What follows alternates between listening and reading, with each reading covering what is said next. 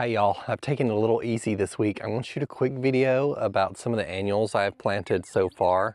It's overcast right now, so it's a good time during the part of the day to shoot the video. So let's start off with one container. I'm going to show you some annuals that I have left over that I'm going to be shooting a video on planting up other containers in the next video. But for now, I've only planted one container really, and that's this one behind me here. And I think it's going to be pretty cute. It's rather simple. Let me pull the tag because they changed the name of this verbena this past year. It's called Verbena Large Lilac Blue. And then we have 𝗧𝗛𝗧𝗦 right here below here. And this is a truffle of pink Gomphrena, which is really beautiful. So I think it'll be rather simple. This area will get morning sun, and then after lunch, 1 or 2 o'clock, it'll be in the shades. And then I added a bit of drip irrigation to this bed where I planted some annuals. So I had the backbone of drip irrigation, which is that black tube that runs against the house. Last year I installed that, and then we have a tiny drip irrigation for the container, so it's on drip all the time. And then I just tapped into it to water this lavender here that I installed.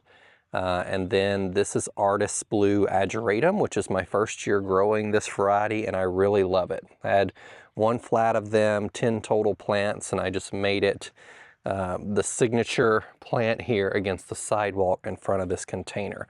And it's slightly purple, but it is very much a very bright, almost blue color. So it's a really beautiful plant, I think, that provides a nice pop of color, of a color that you don't get in the garden very often.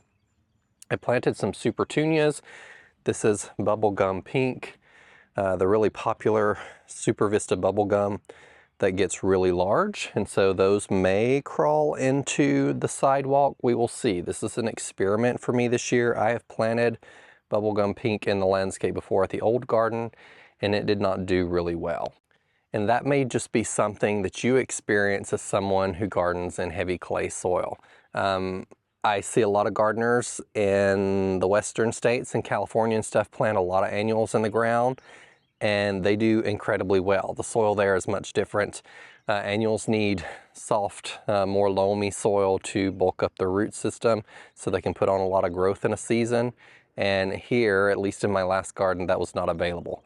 At this garden, the soil is much better, so I'm hopeful that I'll be able to grow a lot more things in the ground. And of course, some annuals do much better in the ground than others. I had really good luck with SunPatiens and Begonias last year in the ground, but some of the bigger, more vigorous things don't tend to do so well in heavy clay soil in my experience.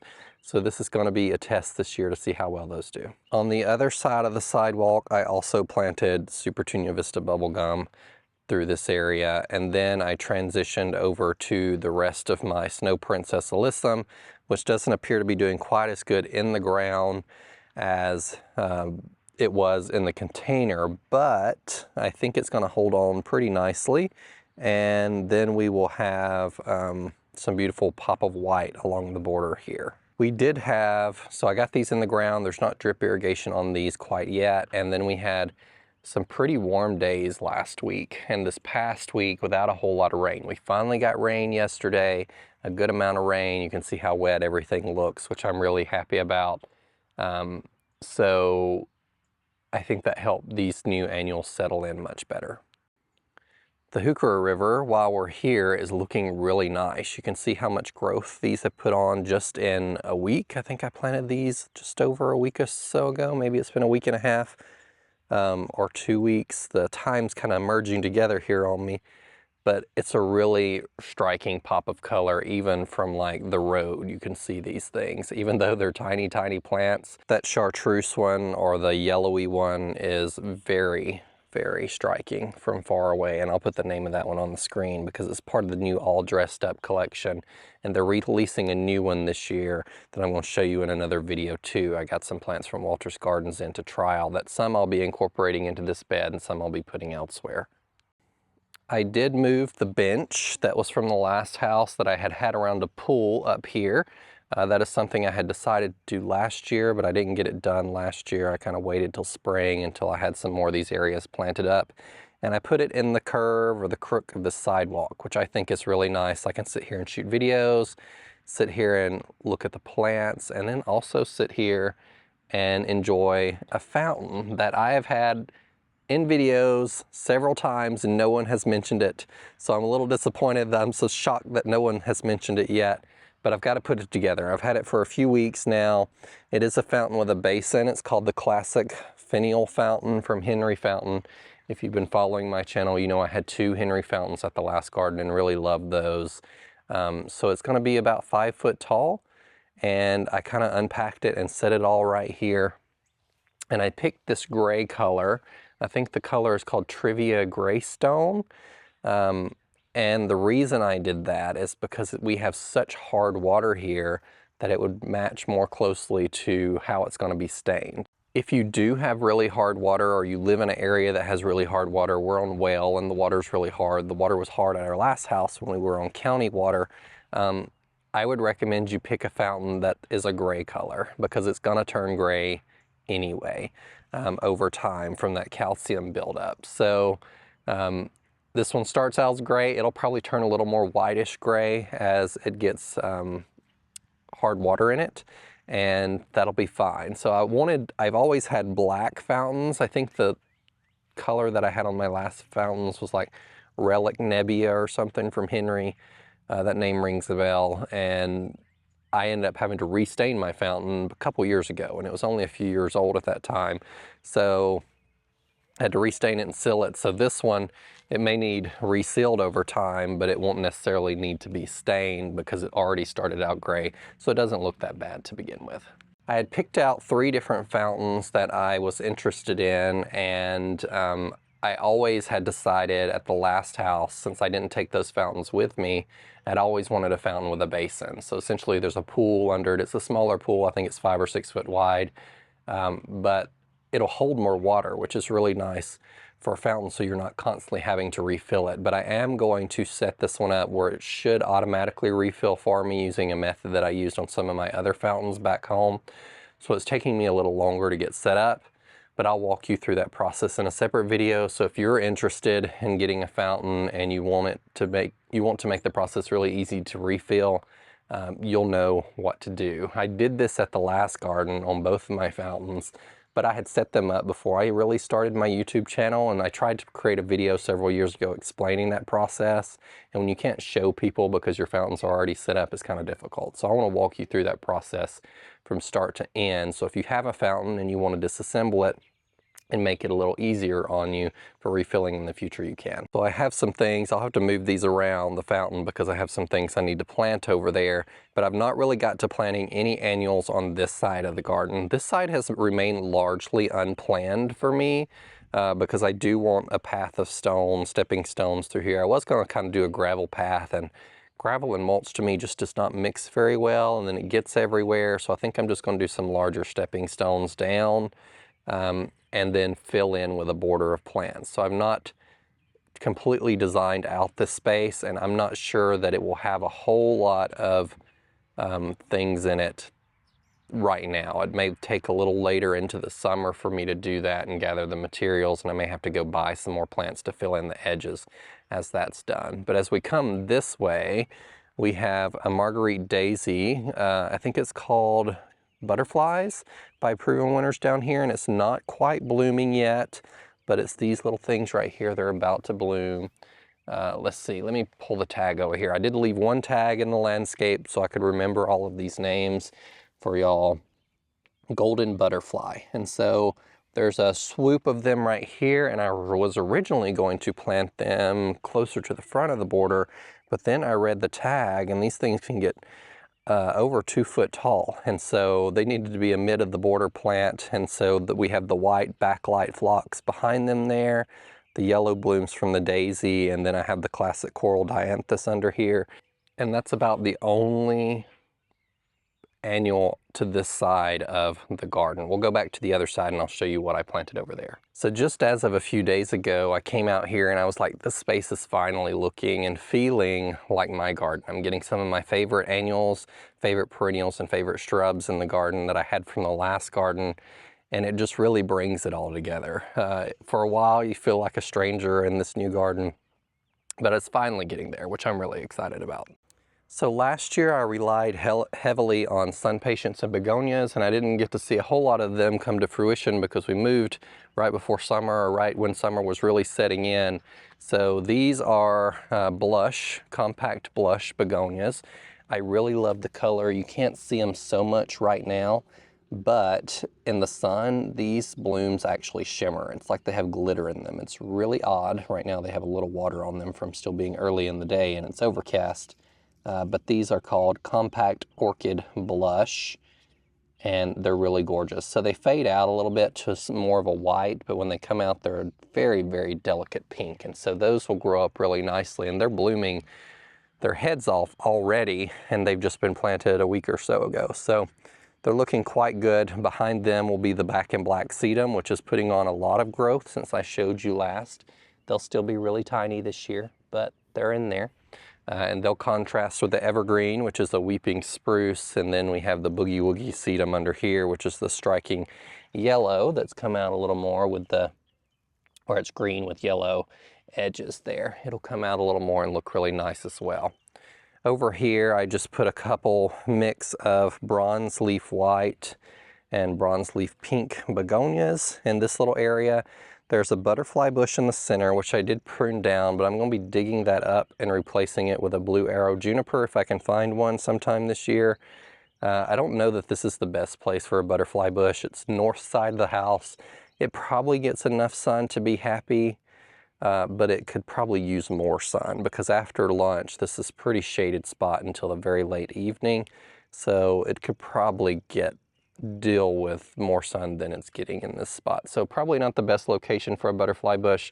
It also is right below a rain gutter, and so it doesn't like that much water, butterfly bushes typically. So I'll be moving that one if I can move it. I've not had great luck moving butterfly bushes. They don't tend to have a very established root system around here, I think because of our clay soil, and if you ever dig them up, they're most likely going to fall apart, and then you might as well oftentimes have to throw them away. All right, so I planted a bunch of these impatiens or SunPatiens down here. These are, let me pull a tag. It was really difficult planting all of these plants.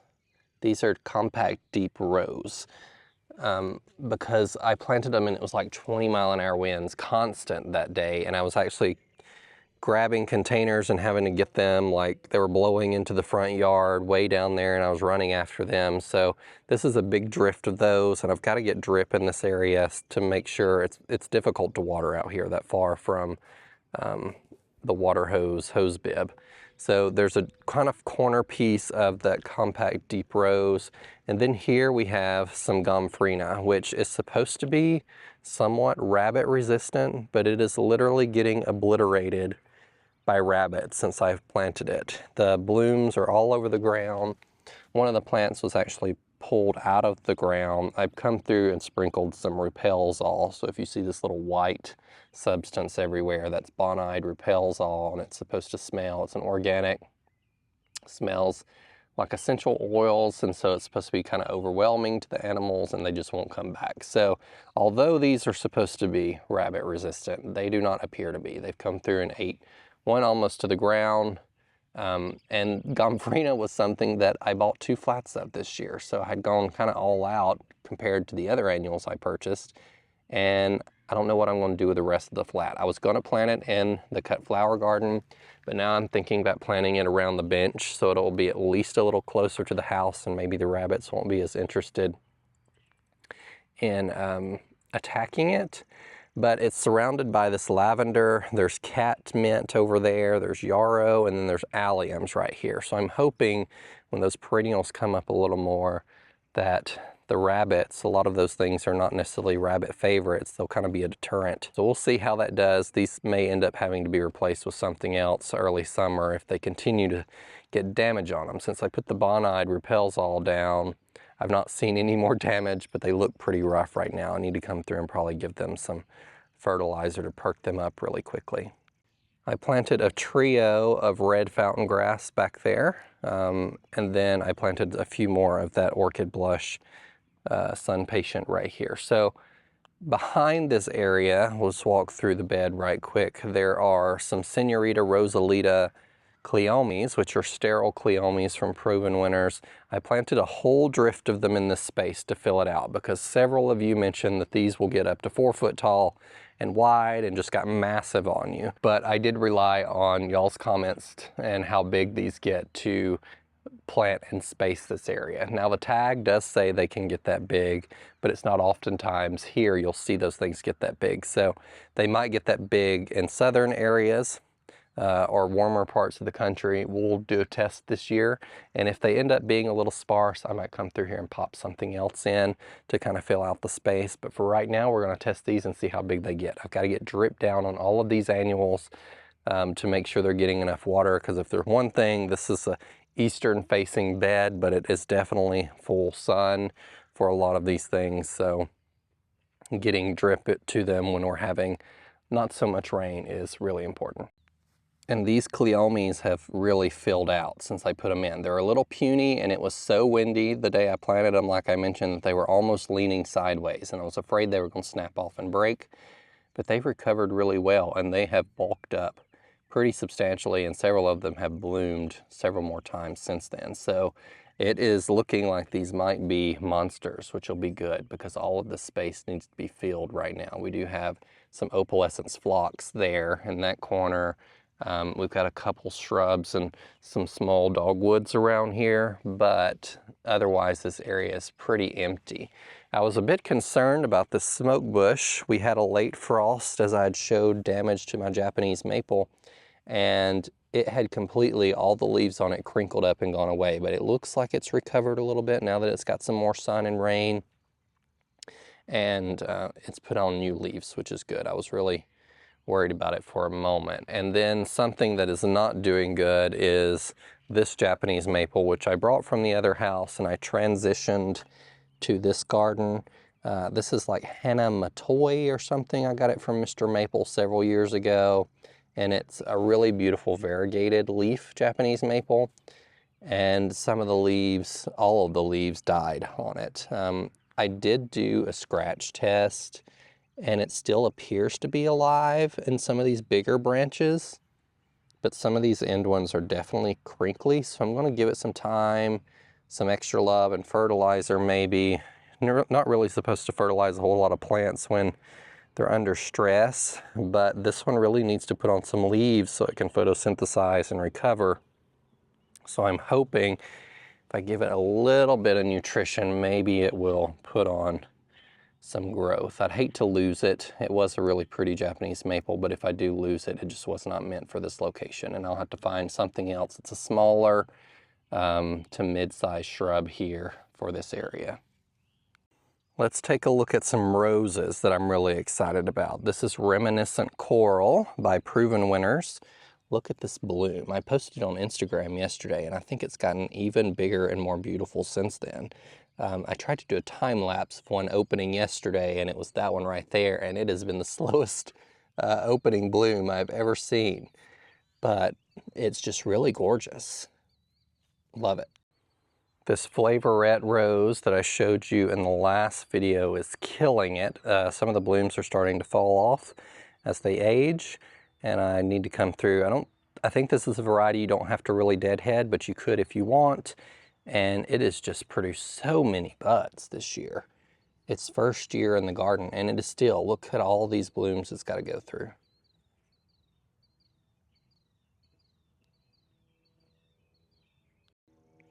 I've got some really beautiful irises blooming. I'm not sure this variety. I took them from the last garden because I spent a pretty good amount of money at Shriner's Gardens a couple years ago, and these did not bloom their first year at the last garden. And I'm surprised they're blooming this year, but it's a really, really beautiful bloom. There's one more over here. This one is gorgeous as well. This one may be called Agate Beach. I'm not sure. I did not put any tags down here. Me and my friend Jess dug them when she was up here last July at my old garden. She took some, and then I took some, and they're just really lovely. This was perfect timing because the sun just came out. I'm going to show you what annuals I have left over, and then you can join me in the next video when I plant up my containers. I want to make sure I do those first because that's where I want to focus a lot of the annuals that I have left over, and then we can put those, what's not been used, into the landscape. So if you want a sneak peek at the incredible perennials I'm going to show you from Walter's Gardens that's coming out next year, there they are. But I have a few zinnias. These are smaller zinnias that are landscape intended zinnias, but I may plant those in the cut flower garden. I've got some Bergarten sage that I'm going to be putting in the ground somewhere, and I thought about putting these around the area where I'm going to put some landscape pavers to walk through the flower beds, because they're good edging plants. Got some Persian shield, got a few dahlias down here. I think this is a smaller variety, some cannas. Got some red fountain grass left over that I'm going to be using for containers. Mahogany splendor hibiscus, some green potato vine, lots of bedding begonias left over to do in the landscape. More of the compact deep rosed to use in the landscape, and orchid blush, a few of those. So some of them will be going in the backyard too. More of the verbena that I showed you in the container early, some beautiful 𝗬𝗎𝗓𝗏 Bordeaux, petunias, Euphorbia Diamond Frost, Campfire Marshmallow Bidens here, some Endless Flirtation, these are, what are they called? Rawallia, that's it, that's a different name. And then I have some Picotee, Pink Picotee Stratosphere Gara that I will probably use in a couple containers as well, along with some Silver Falls Dichondra and a few 𝗬𝗎𝗓𝗏 bubblegum here. So a lot of good things that are going to make some really beautiful containers coming up. The pool was open yesterday, so I can finally plant some stuff back there. Doesn't look so bad back there anymore. It's getting cleaned up. Still really cold, so can't get in it. But it'll be warming up here soon, and then I'll be able to enjoy it after some long days gardening in the heat. Thank you all for following along for today's video, and remember, be a light. Take care. Bye.